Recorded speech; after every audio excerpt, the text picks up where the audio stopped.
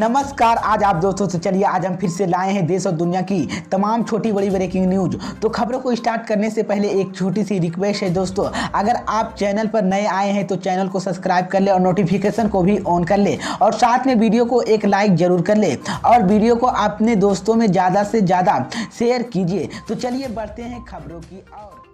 इसी बीच पर दोस्तों अगली खबर की ओर, कि हिमाचल प्रदेश विधानसभा चुनाव में सभी 68 सीटों पर बसपा ने चुनाव लड़ने का किया ऐलान। 34 उम्मीदवारों को नाम किया घोषित। जी हां दोस्तों, आपको बता दें ये बड़ी खबर सामने निकलकर आई दोस्तों कि हिमाचल प्रदेश में होने वाले विधानसभा चुनाव में बहुजन समाजवादी पार्टी भी अपनी किस्मत आजमाने जा रही है। बीएसपी ने सभी 68 सीटों पर अपने प्रत्याशी उतारेगी। अब तक 34 उम्मीदवारों की सूची बसपा की तरफ से जारी की गई, लेकिन इन चुनावों में सफलता हासिल करने के लिए बीएसपी के सुप्रीमो मायावती ने चुनाव प्रचार में उतरने के लिए तैयारी चला रही है और मायावती की रैली को लेकर पार्टी के भीतर विचार मंथन किया जा रहा है। इसी बीच ठिगाड़ू बीएसपी के प्रत्याशी जिला लाल साधक ने कहा है कि नवंबर में पहले सप्ताह के मायावती की रैली को लेकर तैयारियां किया जा रही है और उन्होंने कहा है कि शिमला संसदीय क्षेत्र में पहली रैली करवाने पर विचार किया जा रहा है और प्रदेश में पार्टी का नेतृत्व 6 रहा है और 3 से 4 रैलियां वो हिमाचल में करेंगे, लेकिन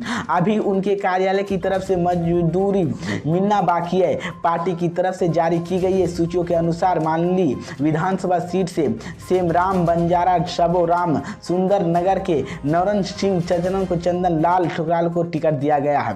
इस बीच मैं आपको बता दें तो ये बड़ी अपडेट है दोस्तों। इसी बीच पर दोस्तों अगली खबर की और, तो कि मुसलमानों के सामने कर्नाटक के भाजपा सरकार ने टेके घुटने। कर्नाटक में 10,889 मस्जिदों में लाउड स्पीकर दिया इस लाइसेंस। हिंदूवादी संगठनों को बड़ा झटका। जी हां दोस्तों, आपको बता दें ये बड़ी खबर सामने निकलकर आई दोस्तों कि कर्नाटक की सीतामढ़ी भाजपा सरकार ने शनिवार को प्रदेश की 10,889 मस्जिदों को लाउड स्पीकर का इस्तेमाल करने की फिर से इजाजत दे दी है।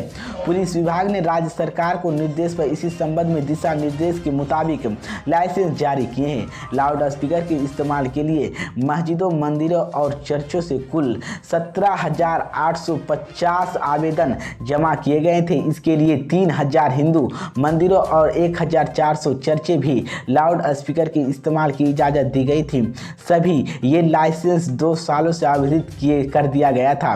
गौरतलब कि इसी साल की शुरुआत में कई हिंदू संगठनों ने लाउड स्पीकर पर बैन लगाने की मांग करते हुए प्रदर्शन किए गए थे और सुप्रीम कोर्ट ने लाउड स्पीकर को इस्तेमाल के संबंध में पहले ही दिशा दर्शन किए गए, लेकिन हिंदू संगठनों ने आरोप लगाया है कि मस्जिदों में इन नियमों का उल्लंघन किया जा रहा है। इसके बाद राज्य सरकार ने लाइसेंस जारी कर दिया कि हिंदू संगठनों को सुबह 5 बजे से हिंदू देवताओं को मंत्र जाप करने की अपील की थी और हिंदू संगठनों ने कहा है कि वो लोग मुस्लिम सुबह 5 बजे लाउड स्पीकर का इस्तेमाल कर सुप्रीम कोर्ट के आदेशों को उल्लंघन कर रहे हैं, इसलिए हम भी इसका उल्लंघन करेंगे। मुस्लिम संगठनों ने राज्य भर में मस्जिदों के प्रतिबंध की अपील की थी और वहीं नियमों का उल्लंघन ना करे और लाउड स्पीकर के बजाने के लिए लाइसेंस हासिल करने के लिए राज्य सरकार के आदेश के पालन करे। इस बीच मैं आपको बता दें सरकार द्वारा मस्जिदों के मंदिरों की गिरदारों के लाउड स्पीकर के इस्तेमाल के लिए दिशा निर्देश निर्धारित की थी। इस बीच मैं आपको बता दें इसी को लेकर अब पहले भाजपा ने नीति उत्तर प्रदेश में धार्मिक स्थलों द्वारा लाउड स्पीकर के इस्तेमाल पर रोक लगा दी थी। तो ये बड़ी अपडेट है दोस्तों कि अब मुसलमानों के सामने भाजपा के कर्नाटक सरकार ने घुटने टेक दिए हैं और 10,889 मस्जिदों पर लाउड स्पीकर का इजाजत दे दिया है, जिसके बाद हिंदूवादी संगठनों को ये बड़ा झटका लगा है। इसी बीच पर दोस्तों अगली खबर की ओर, कि हिमाचल प्रदेश विधानसभा चुनाव से पहले भाजपा को लगा एक और तगड़ा झटका। 150 कार्यकर्ताओं ने दिया इस्तीफा। भाजपा में मचा हड़कंप। मोदी अमित शाह की छूटे पसीने। जी हां दोस्तों, आपको बता दें ये बड़ी खबर सामने निकलकर आई दोस्तों कि हिमाचल प्रदेश में विधानसभा चुनाव से पहले धर्मशाला में भारतीय जनता पार्टी भाजपा को तगड़ा झटका लगा है। धर्मशाला में भाजपा मंडल के 150 से अधिक पार्टी समर्थकों और कार्यकर्ताओं ने गुरुवार को सामूहिक इस्तीफा दे दिया है। यह कार्यकर्ताओं धर्मशाला सीट से भाजपा के मौजूदा विधायक विशाल नोहरिया ने टिकट नहीं मिलने पर पार्टी के फैसले से नाराज थे और भाजपा केंद्रीय चुनाव समिति ने बुधवार को हिमाचल प्रदेश विधानसभा चुनाव के लिए 62 उम्मीदवारों की अपनी पहली सूची जारी की थी। पार्टी ने इस बार भाजपा के मौजूदा विधायक विशाल नोहरिया के स्थान पर धर्मशाला निर्वाचन क्षेत्र राकेश चौधरी के खड़ा कर दिया, जिसके बाद पार्टी समर्थकों ने बुधवार को धर्मशाला निर्वाचन क्षेत्र उम्मीदवार बदलने का विरोध किया है। हालांकि भाजपा के उम्मीदवार राकेश चौधरी ने गुरुवार को हिमाचल प्रदेश विधानसभा चुनाव में धर्मशाला सीट से चुनाव लड़ने के लिए अपना नामांकन दाखिल कर लिया गया था, जिसके मैं आपको बता दें कि मीडिया कर्मी ने बात करते हुए राकेश चौधरी ने कहा है कि वो भाजपा के हिस्सा बनाकर खुश है, क्योंकि विशाल संगठन उन्होंने कुछ आतंकी मुद्दे पर हाल ही चलने की चर्चा अपने कार्यक्रम के बारे में बात कही थी। दरअसल चौधरी ने हाल ही में आम आदमी पार्टी छोड़कर भाजपा में शामिल हुए तो उन्होंने 2019 में उपचुनाव निर्दलीय उम्मीदवार के रूप में चुनाव लड़ा था।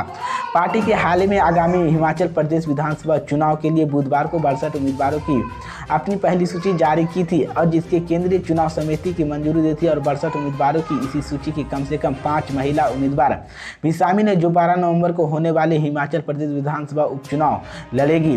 पहली सूची जारी होने के लिए दिन मुख्यमंत्री जयराम ठाकुर ने भी राज्य के विधानसभा चुनाव के लिए मंडी जिले की शिवराज अपनी पारंपरिक सीट से अपना नामांकन दाखिल किया था। तो ये बड़ी अपडेट है दोस्तों कि हिमाचल प्रदेश विधानसभा चुनाव से पहले भाजपा को झटके पर झटके लग रहे हैं। इसी बीच पर दोस्तों अगली खबर की और तो कि गुजरात विधानसभा चुनाव को लेकर अमित शाह का बड़ा ऐलान। गुजरात चुनाव में नए चेहरे को 25% टिकट देगी बीजेपी। जी हां दोस्तों, आपको बता दें ये बड़ी खबर सामने निकलकर आई दोस्तों। केंद्रीय गृह एवं सहकारिता मंत्री अमित शाह ने कहा कि गुजरात विधानसभा चुनाव के आगामी चुनाव पार्टी नए चेहरे को 25% टिकट देगी। हालांकि उम्मीदवारों की जीत का क्षमता पर विचार किया जाएगा कि रविवार को शाम दुकानदार की मीडिया कर्मियों के साथ उपराज्यिक बातचीत से अमित शाह ने कहा कि टिकट के लिए उम्मीदवारों की जीतने की क्षमता एकमात्र मापदंड पार्टी का संसदीय बोर्ड उम्मीदवारों को अंतिम रूप से देगी, लेकिन पार्टी के नए चेहरों को कम से कम 25% टिकट देगी। चुनाव में पार्टी 45 से 46 नए चेहरों को टिकट दे सकती है और अमित शाह ने कहा कि पार्टी के अगर अन्य उम्मीदवारों के अक्सर जीतने की क्षमता होगी तो पार्टी 3 से 4 बार निश्चित होगी और उम्मीदवारों को टिकट दे सकती है। और राज्य में विधानसभा की 182 सीटों पर 2017 में विधानसभा चुनाव में बीजेपी 99 सीटें जीती थी। और चुनाव आयोग मौजूदगी पर टिप्पणी करते हुए अमित शाह ने कहा कि आतिथ्य पार्टियों की वोट बांटने की निर्दलीय उम्मीदवार को मैदान में उतारना पड़ता है, उस जगह से आप दोबारा बदल दिया जाएगा। और निर्दलीय उम्मीदवारों की गंभीरता चुनाव नहीं लड़ते थे, लेकिन मतगणना तक गंभीरता चुनाव लड़ेगी। इस बीच बीजेपी के पूर्व अध्यक्ष ने कहा कि आप कांग्रेस के वोटों से लाई जाएगी, इससे बीजेपी का फायदा होगा। उन्होंने कहा कि पिछले चुनाव में बीजेपी 5000 से कम अंतर के साथ लगभग 35 सीटों जीती थी। अब 2022 के चुनाव में आपकी उपस्थिति में 35 सीटों पर बीजेपी का अंतर बढ़ जाएगा।